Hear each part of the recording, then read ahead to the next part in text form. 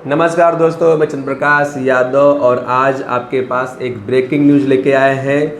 दोस्तों, कल 24 जुलाई 2024 को 24 जुलाई 2024 को राज्यसभा के प्रश्नोत्तरों के दरमियान माननीय गृह एवं सहकारिता मंत्री जी जवाब दिए हैं। सहारा के निवेशकर्ताओं को पोर्टल के माध्यम से कितना भुगतान मिला है, तो उन्होंने डाटा दिया है 16 जुलाई 2024 तक का। पोर्टल लॉन्च हुआ है 18 जुलाई 2023 को। तो ये एक साल के दरमियान कितना भुगतान किया है। बड़ी शर्म की बात है। शर्म डूब के मतलब चुल्ले भर पानी में डूब जाना चाहिए कि उनको 4 महीने का समय में काम पूरा करना चाहिए था। 4 महीने का समय था, 4 महीने में भुगतान संपूर्ण कर देना चाहिए था और उसकी जगह पे 1 साल लिया गया। आप समझिए, 1 साल लेने के बाद भी कितना परसेंट काम हुआ? 7%, 7% काम हुआ है।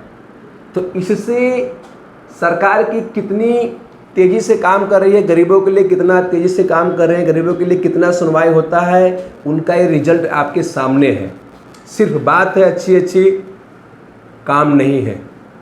आपको बताऊं कि 16 जुलाई 2024 तक का 363 करोड़ का भुगतान सिर्फ हुआ है। सिर्फ 363 करोड़ का भुगतान। ये अच्छा, कितने जमाकर्ताओं को बेनिफिट मिला है? 4.2 लाख, लगभग 4,20,000 जमाकर्ताओं को मैक्सिमम 10,000 रुपया। किसी का हो सकता है 5,000 रुपया हो, 7,000 रुपया होगा, 8,000 रुपया होगा, 10,000 रुपया होगा, या 10 से ज़्यादा होगा, लाख 2 लाख भी होगा। तो मिला कितना? सिर्फ और सिर्फ 10,000 रुपीज़ बांटा गया है। क्या करेगा 10,000 रुपये में? क्या उससे मिलेगा? जो 10-10 लाख साल, 20-20 साल, 25-25 साल से बचत किया है, लाखों रुपए बचत किया है सारे जीवन का, यहाँ पे वो 10,000 रुपये लेकर क्या करेगा? शर्म आनी चाहिए सरकार को इतना सारा भुगतान देने के, वहाँ इतना सारा जमाकर्ताओं के द्वारा, कार्यकर्ताओं के द्वारा रिक्वेस्ट करने के बाद और प्रयास करने के बाद, अपने दर्द को बयां करने के बाद, फिर भी आपका पेट का पानी हिलता नहीं है। आप सोचिए, कोई सांसद बाकी नहीं है, कोई धारासभ्य बाकी नहीं है, कोई ऐसा लीडर बाकी नहीं है। माननीय अमित शाह जी को नजर कितनी बार लेटर दिया गया, ट्वीट किया जा रहा है। डेली के डेली हजारों ट्वीट होते हैं, मेल जाते हैं, पीएमओ में मेल जाते हैं कि इसको काम फास्ट किया जाए। कोई असर नहीं पड़ता है। कितना परसेंट काम किए?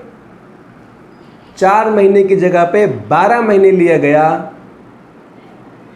5,000 करोड़ रुपये बांटने में, और उसको 7% अभी बांट पाए। इससे पहले डाटा दिया गया था, उसके अंदर में जितना बांटा नहीं गया था, का जमाकर्ताओं को भुगतान नहीं मिला, उससे ज़्यादा खर्च हुआ था इनके माध्यम से। तो हमें लगता है 363 करोड़ रुपये बांटा गया है, तो हो सकता है 500 करोड़ रुपये खर्च कर दिए होंगे। ये हकीकत है दोस्तों। ये है सरकार की धीमी गति कछुए की चाल। आज यहाँ लोगों की पीड़ा असहनीय है, अकल्पनीय है। 5,000 से ज़्यादा वर्कर आत्महत्या कर चुके हैं। 5,000 कार्यकर्ता।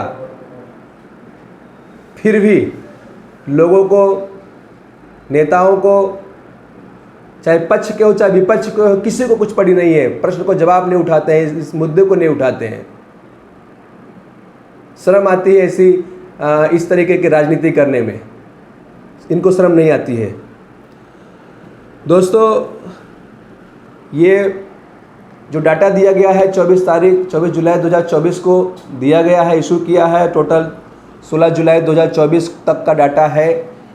और मैंने बताया कि 4.2 लाख जमाकर्ताओं को मैक्सिमम 10,000 तक का भुगतान दिया गया। कुल मिलाकर 3,63 करोड़ रुपया दिया गया।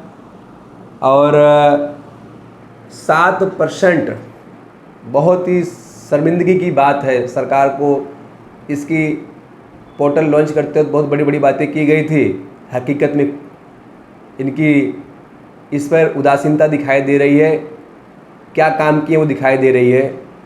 हमें लगता है जिस तरह से इनका कार्य चल रहा है, अब हमें अधिकार पाने के लिए आगे की लड़ाई लड़ना बहुत ज़रूरी है और रोड पे आना पड़ेगा, तब जा कर के इनको सबक से मिलेगा, तभी ये सुनेंगे। क्योंकि एक्चुअल में हम सभी लोग अनुशासन के खिलाफ कभी नहीं जाते हैं। धैर्य के बनाए रखे हुए इतने सालों से जो हमें सिखाया गया है हमारे पूजनीय अभिभावक सहारा श्री जी के माध्यम से कि हम किसी प्रकार का इस तरह का हम कोई कार्य नहीं करेंगे जिससे समाज और देश राष्ट्र को नुकसान हो। हम उसी दायरे से बंधे हुए हैं, अन्यथा शायद 4 दिन में 10 दिन के अंदर में ये समस्या सॉर्ट आउट हो सकती है। और प्रश्नवाची चीज़ बनता है न्यायपालिका के ऊपर में कि न्यायपालिका सरकार के ऊपर डंडा क्यों नहीं चलाती है। न्यायपालिका को चाहिए कि सरकार को के ऊपर जो समय दिया गया क्यों आप बढ़ा रहे हैं समय को। आप कमियां निकालते हैं, कौन सी कमियां निकालते हैं? नाम मैच नहीं कर रहा है भाई। हिंदुस्तान के हर एक कोने के अंदर में नाम लिखने के तरीके अलग अलग हैं।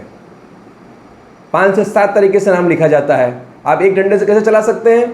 बैठाइए, अपने अपॉइंट करिए अपने अधिकारी को ब्रांचों पर और वहीं वेरीफाई कर लीजिए जो करना है और भुगतान करिए। पोर्टल का जो आप डमरू दे के बैठाया है ना, ये डमरू बंद करिए और पोर्टल के माध्यम से उसे हटा करके ब्रांचों के माध्यम से भुगतान करिए। ब्रांचों अपने अधिकारी बैठाइए, तभी जाकर और पूरा संपूर्ण भुगतान होना चाहिए।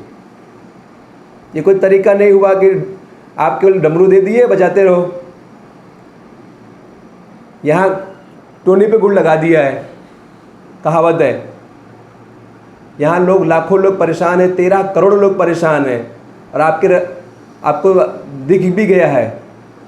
और अगर ये भुगतान इसमें तेज़ी नहीं लाई गई तो आने वाले 4 राज्यों में चुनाव वापस हैं। आप देख लीजिएगा, सहारा के सारे जमाकर्ता और कार्यकर्ता मिल करके आपको ना हराएं तो बता दीजिएगा हमको। पूरा देश लग जाएगा उसके अंदर में, सारे जमाकर्ता लग जाएंगे, सारे कार्यकर्ता भी लग जाएंगे। तो अधिकार मतलब सरकार से यही रिक्वेस्ट है कि अभी भी आप संभल जाइए, जनता के लिए काम करिए, कार्यकर्ताओं के लिए काम करिए। रोजगार की बात करते हैं, 2 लोग जहाँ से रोजगार मिलता है उसको बचाने का प्रयास करते हैं, आप लोग तोड़ने का काम कर रहे हैं। 15 लाख लोगों को रोजी रोटी जिसके माध्यम से मिलती थी, बिना कुछ सोचे समझे यहाँ तक लाके खड़ा कर दे, बेरोजगार कर दिया उनको। उम्मीद करता हूँ कि आप सब लोग इसी से सबक सीखेंगे और त्वरित इसका निदान के लिए कार्य करेंगे। अन्यथा अब हम लोग पूरा देश एक साथ संगठित होकर के जितने भी जमा करते हैं कार्यकर्ता हैं रोड पर आने के लिए मजबूर है। उसके जिम्मेदार आप स्वयं हैं, क्योंकि हम लोग लाखों निवेदन दे चुके हैं, लाखों मेल कर चुके हैं, लाखों ट्वीट कर चुके हैं। सभी जो भी प्रशासनिक पद पर बैठे हुए हैं सबको अवगत करा चुके हैं। और अवगत कराने के बाद भी हम लोगों के प्रति कुछ भी नहीं दिया गया है। अगर बोला जाता है तो बस आश्वासन दिया जाता है। अब आश्वासन से काम नहीं चलेगा, आश्वासन से पेट नहीं भरने वाला है। हमें हकीकत में हमारे लिए काम चाहिए।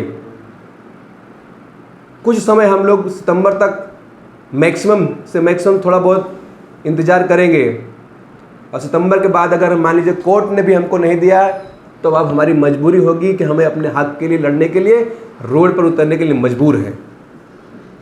बहुत बहुत धन्यवाद, थैंक यू, नमस्कार।